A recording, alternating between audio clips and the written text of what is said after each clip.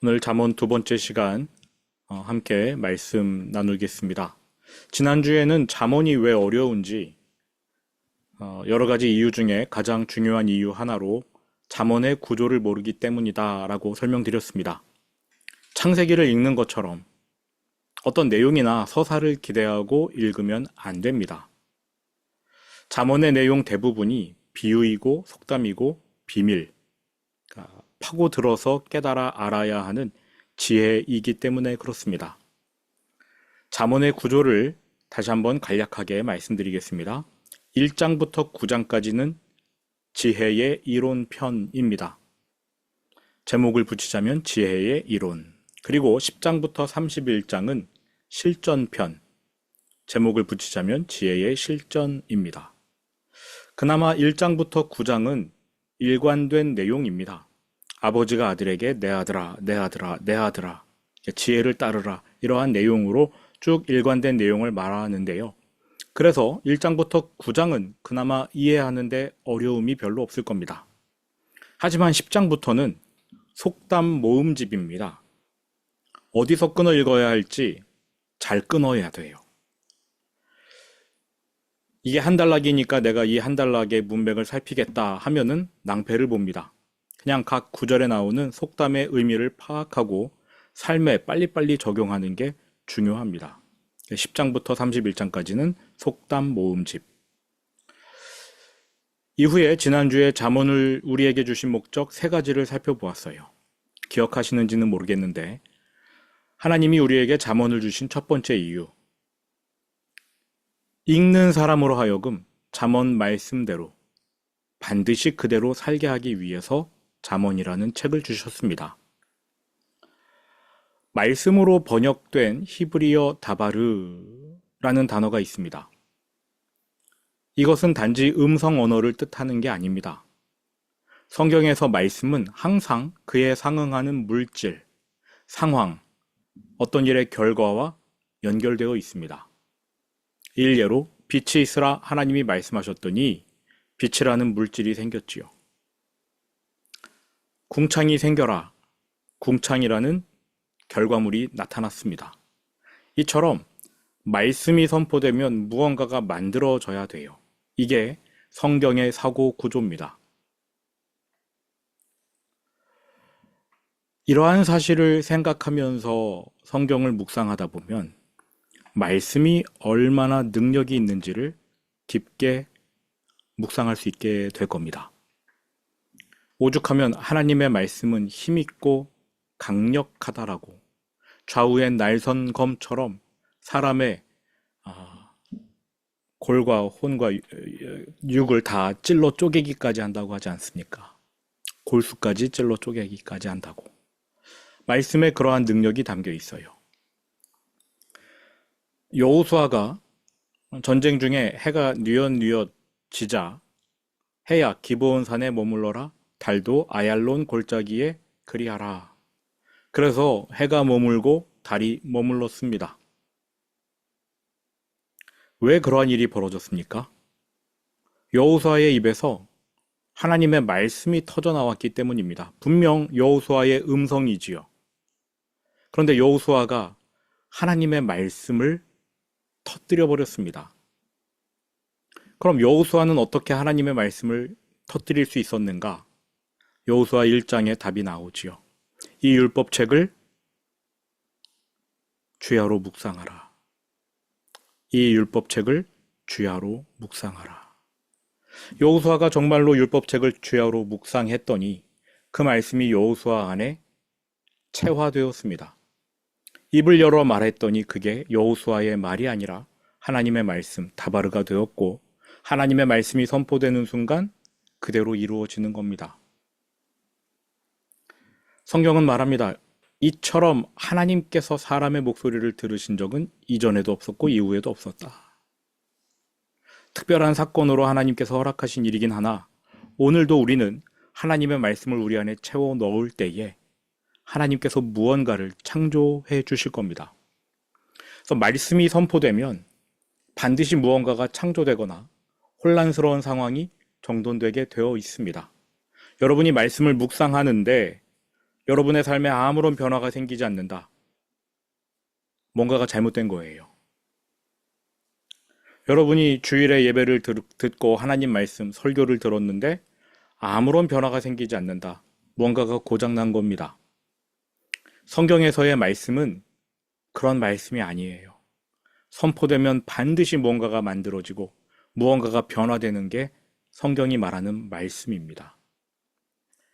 잠언을 읽으면 그 말씀이 내 삶이 되어야 한다. 하나님께서 그러한 기대감으로 잠언을 주셨어요.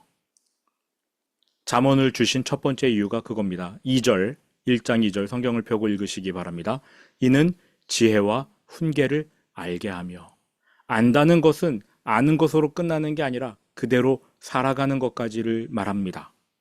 지혜와 훈계를 알았다면 그대로 살게 되는 것이 말씀의 의미, 잠언을 주신 목적인 것이지요. 잠언을 주신 두 번째 목적, 2절 후반부입니다. 명철의 말씀을 깨닫게 하며.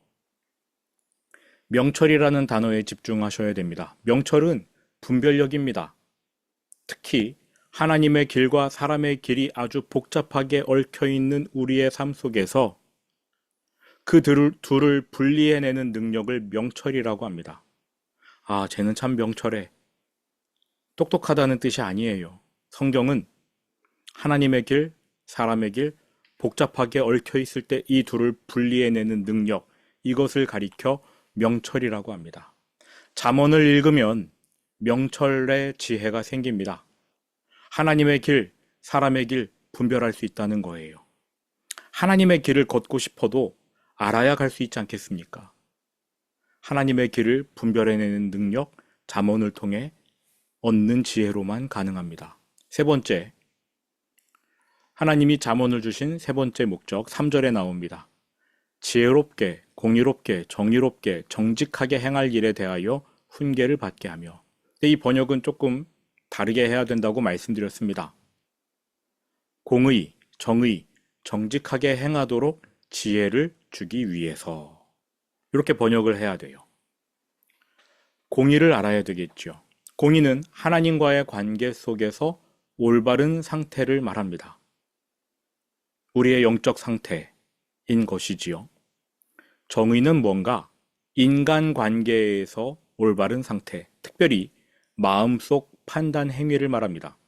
마음으로 인간관계에서 여기저기 치우치지 않고 공평하게 판단하는 것이 정의입니다. 정직은 무엇인가? 인간관계 속에서 정의롭게 판단한 대로 행동하는 것을 정직이라고 합니다.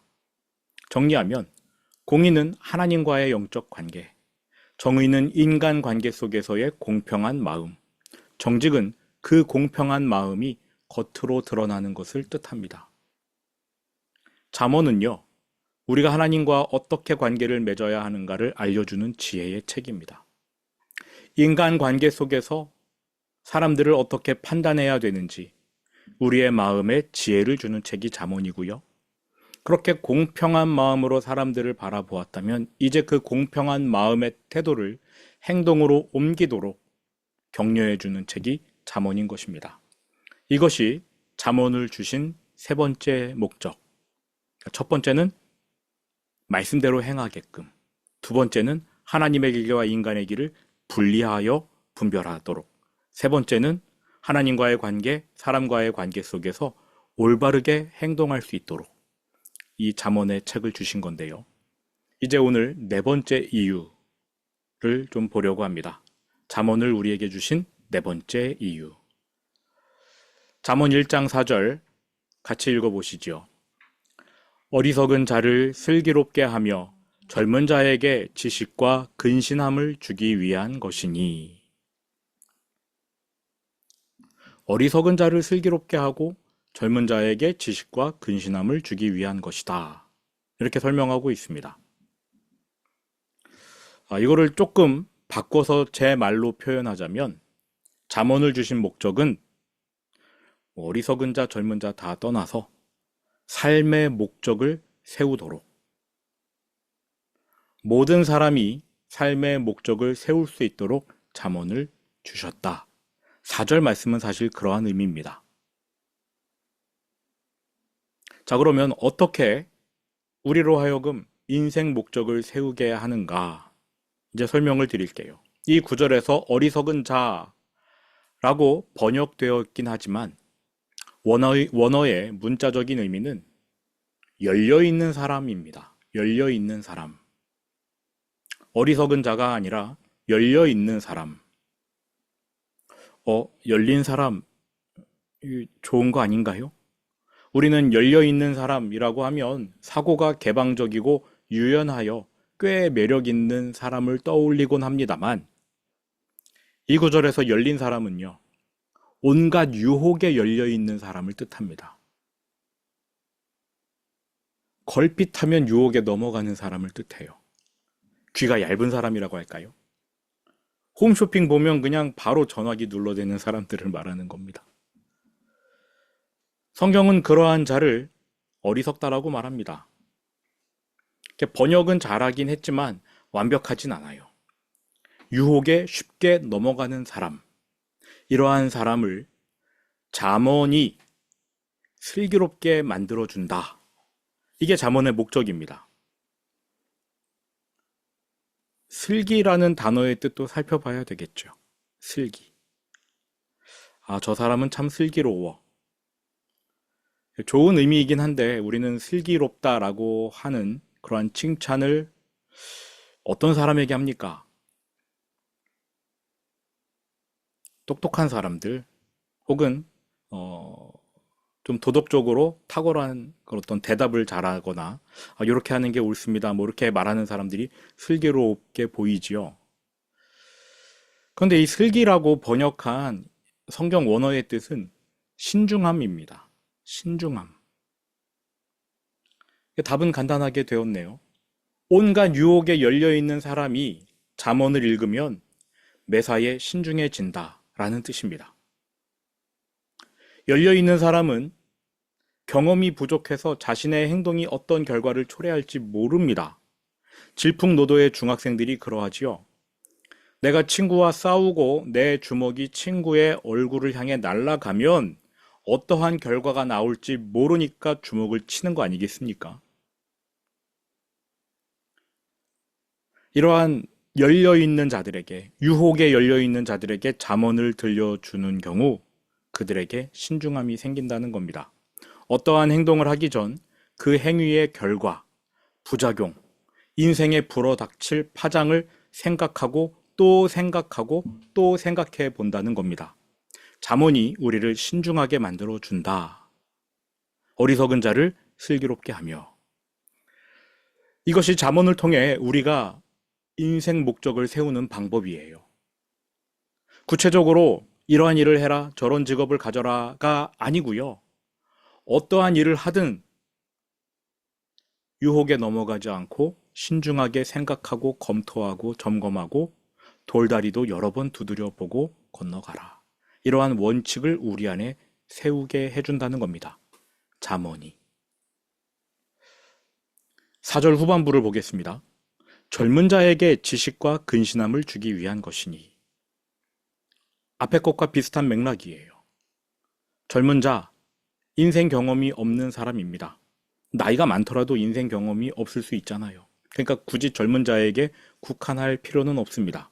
어쨌든 인생 경험이 없어서 삶의 목표를 어떻게 설정해야 할지 모르는 사람. 이들에게 지혜 많은 사람이 멘토링 해주면 얼마나 좋겠습니까? 그러나 가장 좋은 것은 하나님이 직접 멘토가 되어 주시는 거 아니겠어요? 하나님은 우리에게 인간 멘토 대신에 하나님이 직접 멘토가 되어 주시려고 잠언을 주셨습니다. 그래서 잠언을 제대로 배우고 공부한 사람은 인생의 목적을 잘 설정할 수 있을 겁니다. 젊은 자에게 지식. 지식은 축적된 경험을 뜻해요. 여러분, 우리 가운데 똥인지 된장인지 직접 먹어보고 가지 말아야 할 길을 꼭 가서 괴로워해 봐야 내가 잘못 갔구나. 이렇게 후회하고 깨닫는 사람들이 있습니다. 주변에 그런 사람들이 있어요. 직접 경험을 해봐야지 알아요. 어리석은 사람들입니다. 성경은 그러한 사람들을 어리석다라고 말합니다. 지혜자들, 인생 선배들의 축적된 경험을 통해 잘못된 길을 가려내고 그 길을 멀리하는 쉬운 방법이 있어요. 성경은 그러한 길을 제안합니다. 하지만 어리석은 사람들은 어떻게든 꼭 자기 스스로 잘못 가봅니다. 내비게이션이 그리로 가면 안 된다고 경고음을 바라는데 꼭 그리로 가요. 가고 나서는 이 길이 아닌가벼. 그리고 다시 돌아옵니다. 돌아가는 거지요. 잠언을 보니까 제발 그렇게 하지 말라라고 수없이 말하고 있습니다. 제발 그렇게 좀 하지 말아라. 옛날 어른들이 부모가 반대하는 결혼은 웬만하면 하지 말라 이렇게 말합니다. 맞는 말이기도 하고 또 틀린 말이기도 한데 사실 맞는 쪽이 좀 더 큰 것 같아요. 인생을 살다 보면 자기 자녀가 저 사람과 만나서 삶을 공유할 때 힘들어질지 아니면 그 인생이 편해질지 어느 정도 직감을 하는 것 같아요. 그게 다 맞는 말은 아니겠지요. 그러나 몇 가지 조건 기준을 보고서 부모들은 그 사람하고 결혼하는 건 좀 어려울 것 같아. 다시 한번 생각해 보면 어떻겠니? 이러한 말을 하지요. 하지만 우리는 어떻게 합니까? 나는 반드시 저 길을 가봐야겠어. 물론 그 길을 가서 복되게 살 수도 있어요. 아닌 경우가 좀 더 많은 것 같긴 합니다. 성경은 말합니다. 잠언을 통해서 기준을 제대로 세워라. 성경 말씀으로 기준을 세우라. 제가 한 번은 어떤 형제에게 아주 진지하게 말했습니다. 절대 그렇게 하지 말아라. 그렇게 하는 거 위험하고 너 그 재산 다 날린다. 반드시 망하게 되어 있다. 이렇게 조언을 해줬습니다. 그런데 그 형제가 제게 한 말이 저에겐 좀 충격이었습니다. 목사님 마음은 알겠는데 저는 직접 경험해 봐야 깨닫습니다. 그래야 직성이 풀립니다. 망하는 길로 가서 반드시 망해 봐야만 그 길이 망하는 길임을 깨닫는다고 합니다. 성경은 그러한 사람을 어리석다라고 말해요. 젊은 자에게 지식과 근신함을 주기 위한 것이니. 여기서의 근신함은 집중력을 뜻합니다. 자신의 길로 꽉 차 있는 사람은요, 항상 감정이 앞서 있습니다. 그래서 성경이 말리는 길 잘 못 들어요. 집중하지 못합니다. 자기의 길로 꽉 차 있기 때문에 집중을 못하는 거지요. 이러한 분들은 설교를 들을 때 졸거나 딴 생각합니다. 내 길이 꽉 차 있기 때문에. 이 집중하는 능력은요, 영적인 능력과도 관계가 있습니다. 집중력의 문제는 젊은 사람들만의 문제가 아니에요. 아무리 나이가 많이 들어도 자기의 길로 꽉 차 있으면 성경 말씀이 잘 안 들어옵니다. 집중하지 못해요. 5절을 보겠습니다. 5절은 4절의 연장선상에 있는 말씀입니다. 같이 한번 읽어보시죠. 5절. 지혜 있는 자는 듣고 학식이 더할 것이요 명철한 자는 지략을 얻을 것이라. 지혜.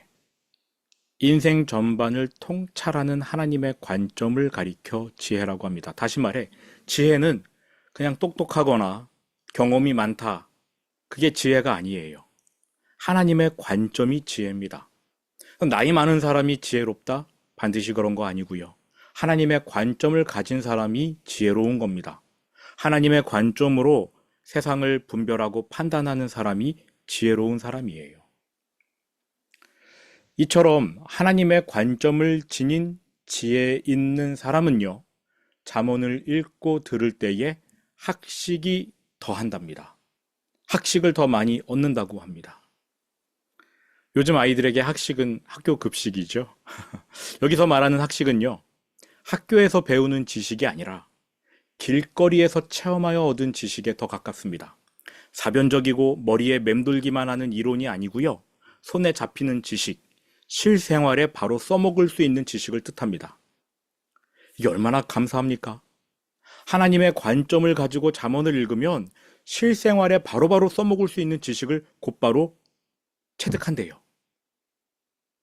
그러니까 먼저는 하나님의 눈을 가져야 돼요. 하나님의 관점을 가져야 돼요. 그리고 나서 잠언에 덤벼들어야 합니다.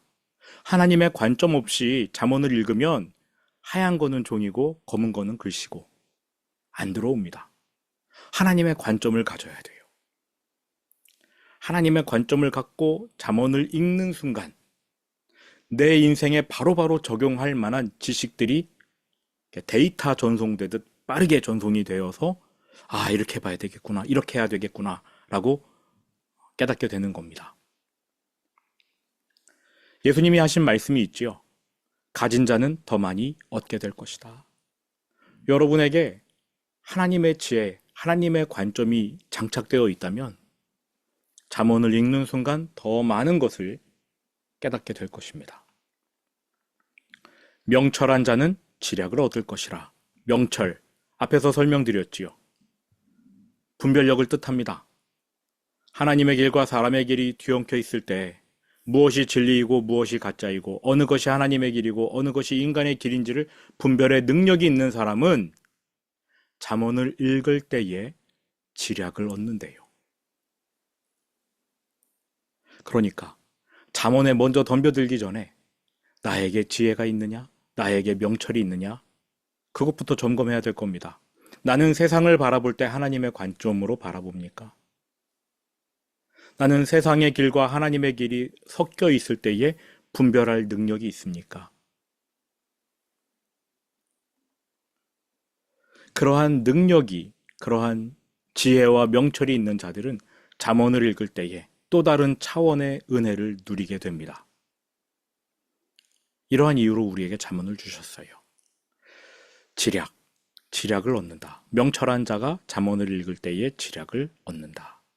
저는 지략이라는 단어를 참 좋아합니다. 지략. 올해 성도님들을 위해 기도했는데요.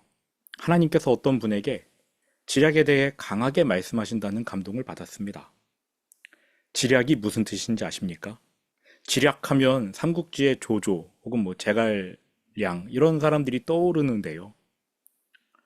지략은 원래의 그 성경 의미가 밧줄을 잡아당겨서 조정한다 이러한 뜻입니다. 밧줄을 잡아당겨서 조정한다. 큰 배를 바다에 띄워 항해하는 선원을 생각해 보시기 바랍니다. 큰 배가 올바른 방향으로 가느냐 안 가느냐는 밧줄 하나를 어떻게 사용하느냐에 달려 있습니다. 밧줄을 잘 사용하면 풍랑도 피할 수 있고요. 유빙도 피할 수 있습니다. 그렇게 밧줄을 사용하여 인생을 올바르게 이끄는 것이 지략입니다. 이 지략이 누구에게 주어지느냐? 분별이 있는 사람. 언제 주어지느냐? 분별이 있는 사람이 잠언을 읽을 때 지략이 주어진대요. 여러분들은 지략을 원하십니까? 저는 지략을 원해요. 저는 성경이 참으로 위대한 책이라고 믿습니다. 단순한 책이 아니라 하나님 말씀이기 때문에 위대한데 성경의 위대함 중 하나는 넘어진 자가 다시 한번 소망을 갖고 하나님을 붙잡고 일어설 수 있는 힘을 주기 때문에 위대하다고 생각합니다. 그런데 더 위대한 것은요, 아예 넘어지지 않을 방법을 알려주기 때문에 위대하다고 생각합니다. 하나님의 길과 사람의 길을 분별할 줄 아는 사람, 그러한 사람이 잠언을 읽을 경우 지략을 얻습니다. 밧줄을 이용해서 자신의 인생을 올바르게 인도하는 그러한 지혜를 얻게 됩니다. 잠언을 읽으면 삶에 닥칠 여러 위험 요소를 미리 알고 피할 수 있을 겁니다. 요즘 모든 사람이 영끌해서 주식을 사고 또 집을 사고 지금 안 사면 막 큰일 날 것처럼 여기저기서 난리입니다. 근데 정말 지략이 있는 사람은 어떤 결정을 내릴까요? 여러분이 한번 스스로 답해 보시기 바랍니다. 여러분에게 지략이 있습니까? 넘어지지 않을, 여러분의 인생을 바르게 인도할 밧줄 사용법, 여러분 알고 계십니까? 자, 이제 잠언을 주신 마지막 이유를 말씀드리고 오늘 좀 일찍 수요 예배를 마치겠습니다. 6절입니다. 함께 읽겠습니다. 잠언과 비유와 지혜 있는 자의 말과 그 오묘한 말을 깨달으리라. 이 구절에서 잠언은 속담을 뜻해요. 비유는 풍자이고요. 지혜 있는 자의 말은 말 그대로 지혜의 말, 오묘한 말은 수수께끼 또는 비밀을 뜻합니다.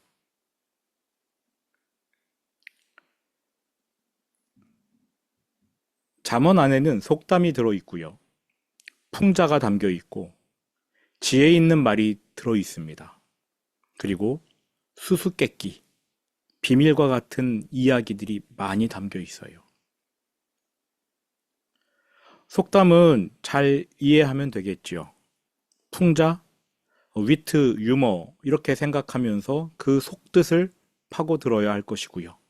지혜 있는 자가 말하는 그러한 말들은 그냥 겸손히 받아들이면 됩니다. 그들이 관찰한 결과들을 말해줄 테니까요.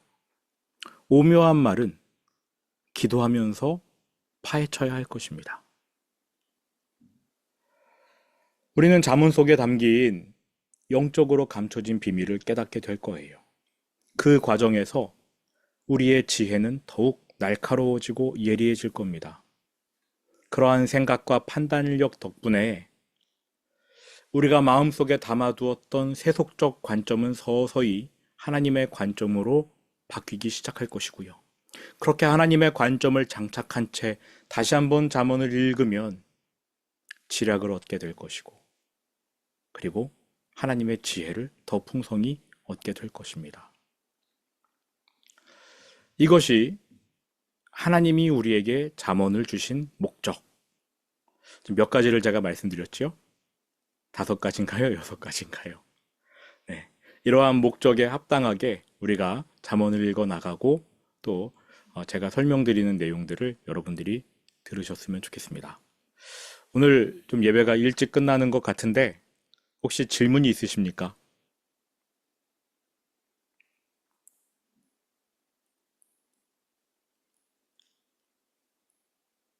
다 이해가 되셨나요? 네, 다 이해가 되셨으면 너무나 감사하고요. 네, 질문이 없으시다면 이제 우리가 다음 주부터 본격적으로 잠언의 내용들을 살펴보게 될 겁니다. 네, 하나님이 우리에게 이 잠언을 주신 목적 상기하면서 하나씩 하나씩 이렇게 배워 나아갔으면 좋겠습니다. 아울러 배우는 데서 그치는 게 아니라 우리가 지략을 얻고 실생활에 사용할 그러한 지혜들을 얻고 그래서 우리의 삶이 변화되는 그러한 잠언 공부가 되었으면 좋겠습니다. 함께 기도할 텐데요.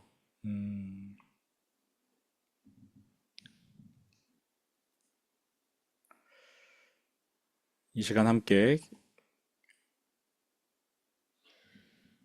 하나님 앞에서 하나님, 우리가 하나님의 관점, 하나님의 생각, 세상의 길이 아닌 하나님의 길을 선택하며 걸어갈 수 있게 지혜를 주십시오.